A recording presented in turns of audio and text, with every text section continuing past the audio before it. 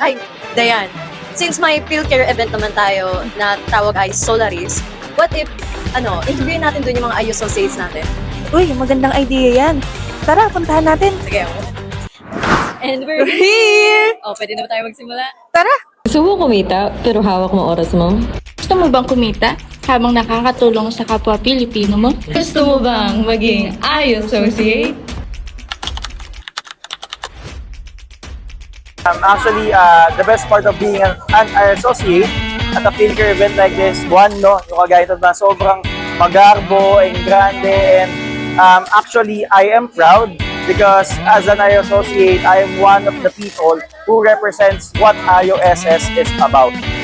Siguro, ang pinaka-best part nito is, aside from being one of the IO associate, I am also representing all my clients and all of the Valiant Jade team of IOSS. Yun lang, and thank you so much.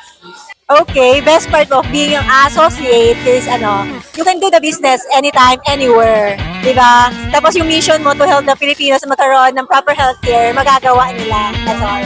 Thank you. Yes, so we're in good hands with Coach Hart Ortega in IOS. And I agree with you, partner, kasi we really help other people's lives, no? By giving them health coverage. Ngayon, sa panahon ngayon, pag wala kang health card, napakahirap. Talaga mauubusan ka. So, I'm thankful we're part of IOSS Insurance Agency.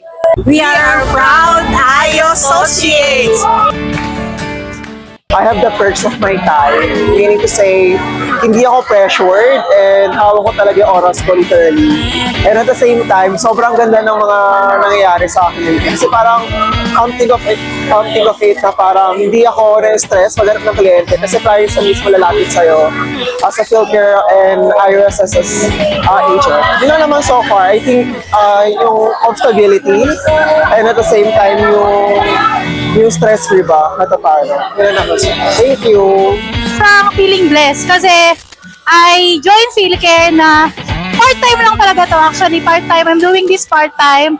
And then, pag pinag-pray mo talaga kay Jesus yung mga gusto mo, yung gusto ng puso mo, siya mismo magbibigay sa'yo ng sales eh. Effortless yun. Basta pag-pray mo siya, yun. Thank you Lord talaga yun. Sa lahat ng sales ko, to God be the glory. Yan. Lahat to talaga blessing ni Jesus. Wala ako dito. Instrumental lang ako. Thank you.